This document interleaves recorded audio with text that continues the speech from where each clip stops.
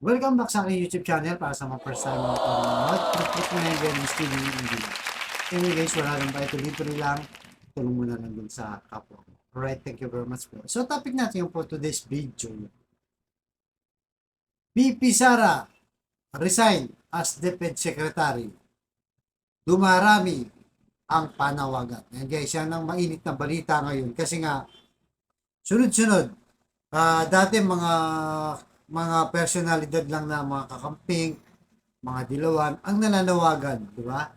Para sa pag-resign nitong si BP as Defense Secretary. So ngayon, meron mga mambabatas na mga mayors ang nanawagan.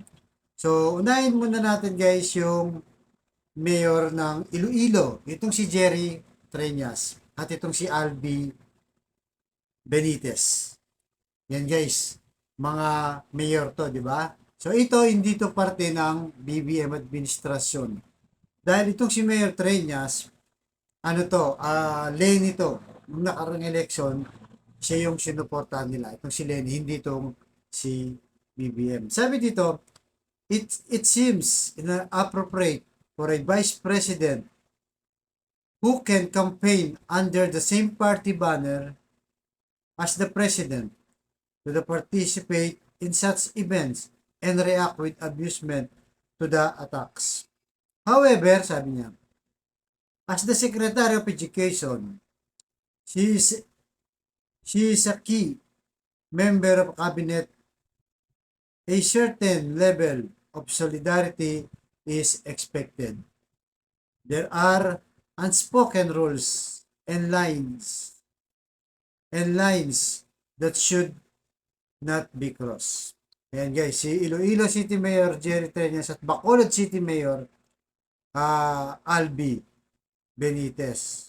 Sabi din na, empathizing with First Lady Lisa Araneta Marcos, she expressed her disappointed of Sara attends rallies where the President BBM on April 19, 2024. So, tinutukoy nila dito yung naging rally nga doon sa Davao, di ba?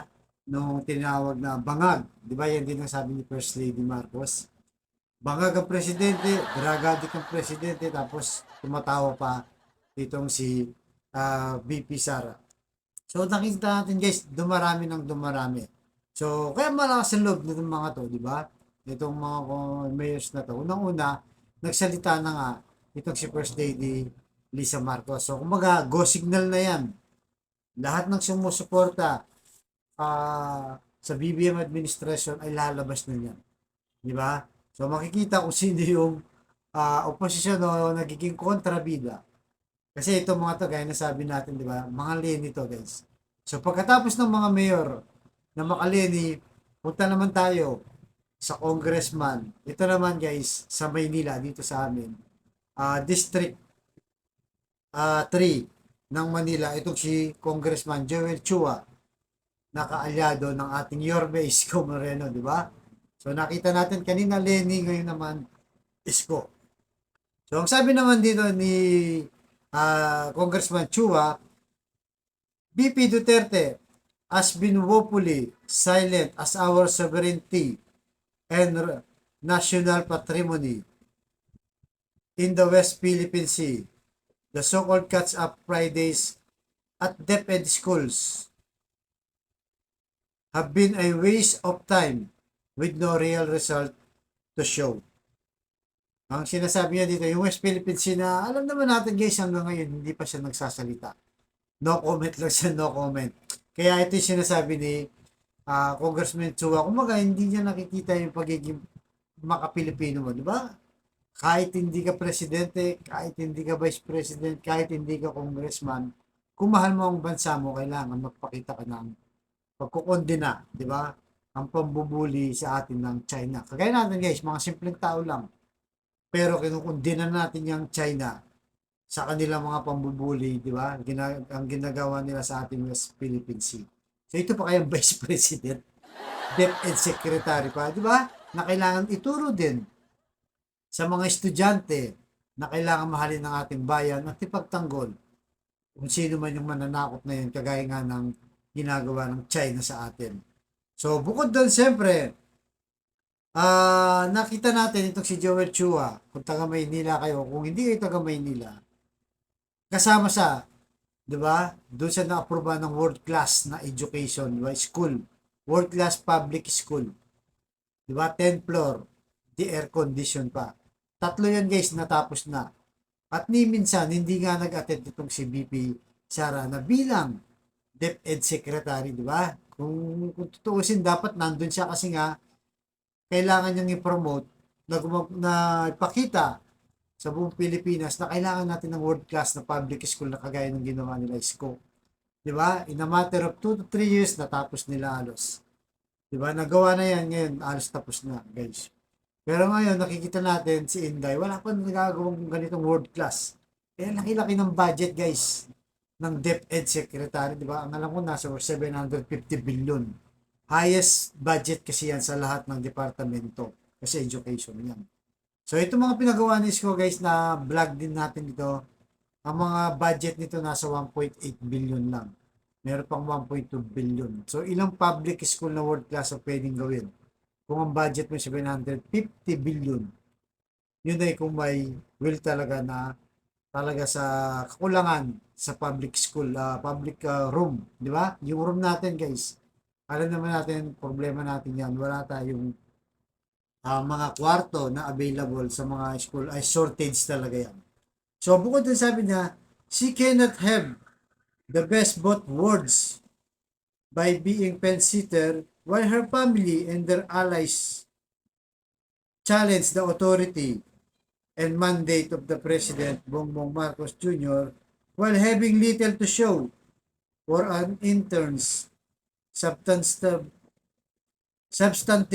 result at the Department of Education where she is secretary.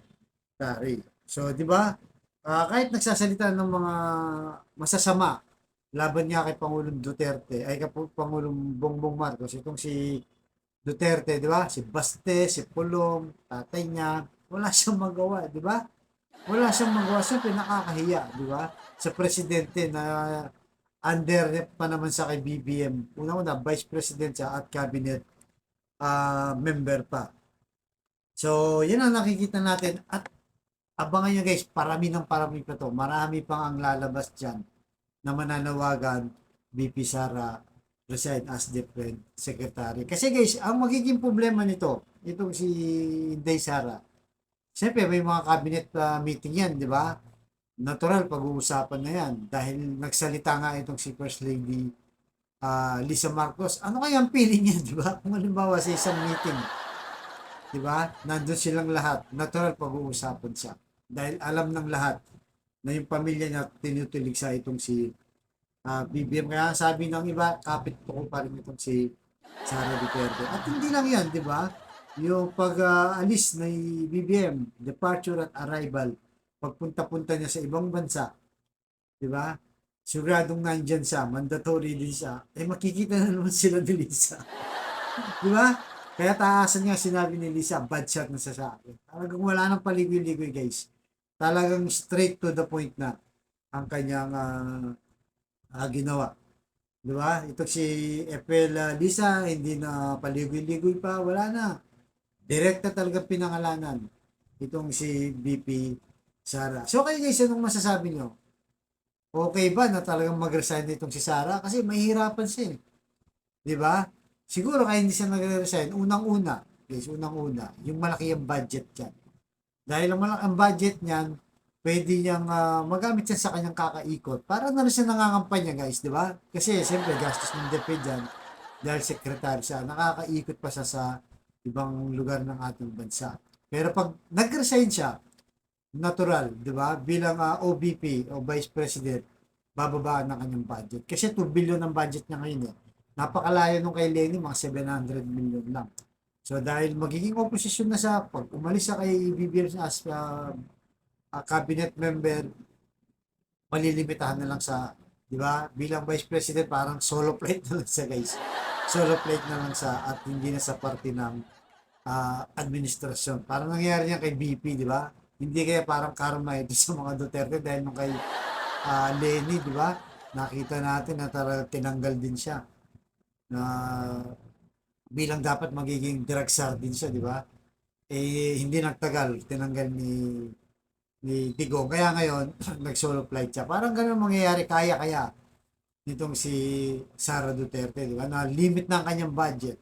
Pakakawalan niya yung budget sa DepEd, napakalaki. Di ba? At babawasan pa ang kanyang OBP budget. At tuloy, siguradong mahihirapan na sa mga kampanya. Lalong-lalo na, malapit na yung election, di ba? Ng midterm election, guys. Kung sino sa mga manok niya pwede niyang i-endorse. Mahirapan nila na sila sa budget. Alright, guys? So, kayo guys, anong masasabi nyo? Karapat dapat naman mag-resign. O tuloy lang kahit napakahirap ang sitwasyon niya na walang kumakausap sa kanyang mga cabinet member at talagang tinuligsa na siya ng First Lady ng Pilipinas. Right guys? Ganito lang po. Thank you very much.